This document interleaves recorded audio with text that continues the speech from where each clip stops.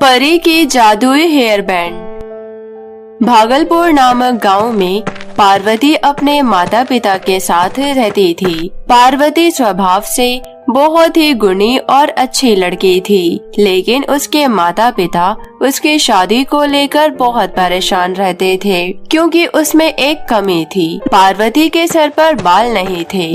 इस वजह से सभी लड़के उसे नापसंद कर जाते थे। गांव में सभी लोग उसे गंजी टकली कहकर पुकारते थे। एक दिन पार्वती कुएं से पानी भरकर ला रही थी। तभी गांव की कुछ लड़कियां उसे चिढ़ाने लगी। क्यों रे पार्वती, तेरे इस बंजर जमीन में कभी बाल भी उगेंगे या हमेशा के लिए गंजी रहेगी? पार्वती, वैसे भी तेरे सर पर बाल तो है नहीं। मेरी मान तो जंगलों में रहने चली जा, जाकर घोर तपस्या कर। क्या पता भगवान खुश होकर तुझे तोहफे में नकली बाल ही दे दे। ये कहते हुए सभी लड़कियां पार्वती का खूब मजाक उड़ाती है और जोर जोर से हंसते हुए वहां से चली गई। सबकी बात सुनकर पार्वती बहुत दुखी हुई और जब रोते हुए वो घर पहुंची तो माँ ने पूछा, क्या हुआ बिटिया, क्यों रो रही हो? माँ, अब मुझे बिल्कुल भी सहा नहीं जाता। गांव के सभी लड़के मुझे बहुत चिढ़ाती है। माँ, मेरे बाल सबकी तरह क्यों नहीं है? मैं गंजी क्यों हूँ? मेरे सर पर बाल क्यों नहीं है? माँ, आपके बाल भी इतने लंबे, घने और सुंदर है, फिर मेरे क्यों नहीं? ये कहते हुए पार्वती जोर जोर से रोने लगी। चुप हो जा मेरी बच्ची, बचपन में तुम्हारे सुंदर और घुंघराले बाल थे। जब तुम 5 साल की थी तुम्हें एक गंभीर बीमारी हो गई थी। बस उस बीमारी की वजह से तुम्हारे सारे बाल झड़ गए। माँ, गांव के सभी लोग मुझे गंजी गंजी बोलकर चिढ़ाते हैं। मुझे बिल्कुल भी अच्छा नहीं लगता। अच्छा माँ, मैं थोड़ी देर नदी किनारे घूम आती हूँ। ठीक है बिटिया, लेकिन शाम होने से पहले आ जाना। उन सभी लड़कियों की बातों से पार्वती बहुत दुखी थी। वो नदी किनारे जाकर बैठ गई और पानी में अपनी परछाई देखकर जोर जोर से रोने लगी। तभी आसमान में उड़ते हुए एक परी ने पार्वती को रोते हुए देखा। वो उसके पास गई और बोली, क्या हुआ, तुम रो क्यों रही हो? तुम भी मेरा मजाक उड़ाने आई हो ना?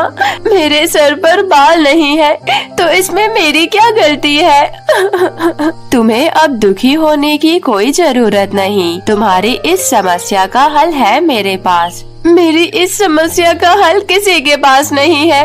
मुझे पता है मेरे बाल कभी नहीं आएंगे। मेरी बात का यकीन करो, देखो मेरे बाल कितने लंबे और घने हैं। मैं तुम्हारे बाल भी बिल्कुल मेरे जैसे कर दूंगी। ये देखो, मेरे पास जादू हेयर बैंड है। इसे सर पर लगाने से तुम्हारे बाल भी लंबे घने हो जाएंगे। तुम्हारे बाल तो बहुत ही सुंदर और घने हैं। क्या सच में हेयर बैंड लगाने से मेरे बाल आ जाएंगे? हाँ, ये लो, अब जल्दी से इस हेयर बैंड को लगा लो, फिर देखना इसका जादू। पार्वती ने जैसे ही हेयर बैंड सिर पर पहना, देखते ही देखते उसके सर पर लंबे घने बाल आ गए। ये तो सच में कमाल हो गया। मेरे बाल तो सच में आपकी तरह सुंदर और घने हो गए। पूरे गांव में किसी के इतने सुंदर और घने बाल नहीं है। अब तो तुम खुश हो ना? शाम होने वाली है, अब तुम घर जाओ। अगर तुम्हें किसी मदद की जरूरत पड़े तो मुझे याद कर लेना, मैं आ जाऊंगी। अच्छा, अब मैं चलती हूँ। ये कहते हुए परी अदृश्य हो गई। पार्वती भी खुशी खुशी घर लौट आई। घर पहुंचकर वो अपने लंबे घने बाल अपने माता पिता को दिखाते हुए बोली, माँ, बाबा, देखो मेरे बाल लंबे घने और सुंदर है ना? अरे बिटिया, ये चमत्कार कैसे हुआ? तुम्हारे एक दिन में इतने लंबे बाल कैसे आ गए? बिटिया, बताओ तो सही, आखिर ये कमाल हुआ कैसे? माता पिता के पूछने पर पार्वती ने उन्हें सारी बात बताते हुए खुश होकर बोली, माँ, मैं बाहर घूमकर आती हूँ, अब देखती हूँ लोग मुझे कैसे चिढ़ाते हैं। ये कहकर पार्वती बाल लहराते हुए बाहर चली गई। पार्वती गांव में अपने लंबे घने बाल लहराते हुए घूम रही थी कि तभी पड़ोस में रहने वाली कमला उसे देखकर चौंक गई।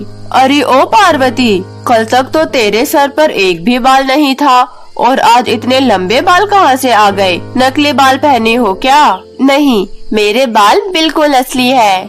ये सब कैसे हुआ?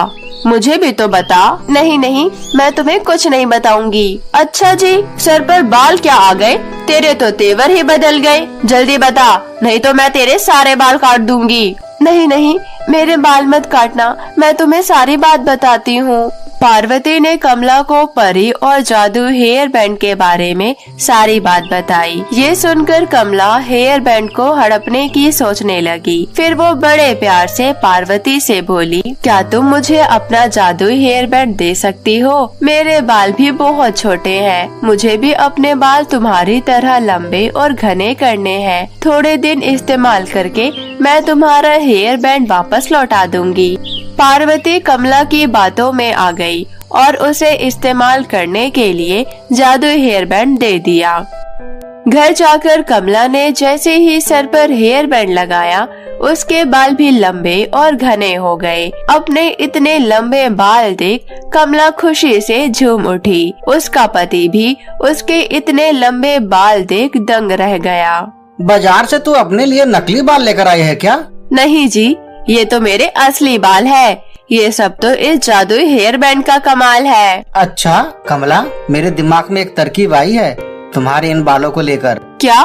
मैं कुछ समझी नहीं। अरे मैं ये कहना चाहता हूँ, क्यों न मैं तुम्हारे लंबे घने बाल काटकर शहर में बेच कर आऊँ। मैंने सुना है शहर में बालों की बड़ी अच्छी खासी कीमत मिलती है। क्या आप मुझे टकली करना चाहते हैं? हे भगवान, एक तो बड़ी मुश्किल से मुझे इतने लंबे बाल मिले हैं और मेरा पति मुझे गंजा करना चाहता है।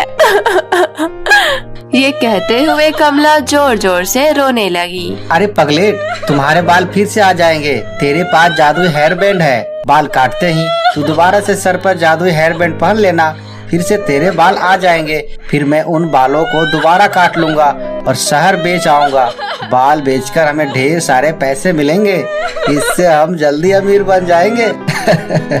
अरे ये तो मैंने सोचा ही नहीं। मेरे पास तो जादुई हेयर बैंड है, इसे दोबारा पहनकर फिर से मेरे बाल लंबे घने आ जाएंगे और हमें अमीर बनने से कोई नहीं रोक पाएगा। 2 दिन बाद जब पार्वती जादू हेयर बैंड लेने कमला के घर गई, तो कमला ने उसे देने से मना कर दिया। अरे कौन सा हेयर बैंड? मेरे पास कोई हेयर बैंड नहीं है तेरा, चल जा यहाँ से। तुम झूठ क्यों बोल रही हो? 2 दिन पहले ही तो लिया था, मुझे वापस दे दो।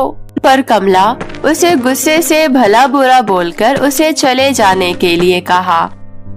लेकिन उसी रात पार्वती चुपके से कमला के घर अपना जादू हेयर बैंड लेने जा पहुंची। तभी उसने कमला और उसके पति को बात करते हुए सुन लिया। सच्चाई का पता चलते ही पार्वती परी को याद करने लगी। कुछ ही पल में परी पार्वती के सामने प्रकट हुई। क्या बात है पार्वती, तुमने मुझे याद क्यों किया? पार्वती ने परी को कमला के बारे में बताया कि कमला कैसे जादू हेयर बैंड का अपने फायदे के लिए गलत इस्तेमाल कर रही है। तुम चिंता मत करो पार्वती, तुम बस देखती जाओ मेरी जादुई छड़ी का कमाल। फिर परी ने अपनी जादुई छड़ी घुमाते हुए पार्वती से कहा, कमला को उसके किए की सजा जरूर मिलेगी। अब तुम घर जाओ, कल सुबह होने का इंतजार करो। अगली सुबह कमला के पति ने कमला के सारे बाल काटे और उसे बेचने शहर चला गया। वहीं कमला ने जैसे ही अपने गंजे सिर पर जादू हेयर बैंड पहना, सर पर बाल आने की जगह पूरे शरीर पर बाल उग गए। हाय रे, मेरे सुंदर बदन पर ये भालू जैसे बाल कैसे उगाए?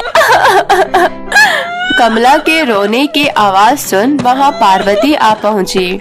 ये सब तुम्हारी करने का फल है। तुमने परी के जादुई हेयर बैंड का गलत फायदा उठाया है, जिसकी सजा परी ने तुम्हें दी है। पार्वती, मुझसे बहुत बड़ी गलती हो गई, मुझे माफ कर दो। तुम अपना जादुई हेयर बैंड वापस ले लो, मुझे नहीं चाहिए, मैं लालच में आ गई थी। माफी मुझसे नहीं, परी से मांगो। इतने में वहाँ परी प्रकट हुई। कमला ने परी से भी माफी मांगी। पार्वती के कहने पर परी ने कमला को माफ कर दिया और अपनी जादुई छड़ी से उसके शरीर पर उगे सारे बाल गायब कर दिए। पार्वती ने जादुई हेयर बैंड परी को देते हुए कहा, आप ये हेयर बैंड वापस ले लीजिए, मुझे इसकी कोई जरूरत नहीं है। नहीं पार्वती, इसे तो मेरा तोहफा समझकर अपने पास रख लो। ये कहते हुए परी अदृश्य हो गई।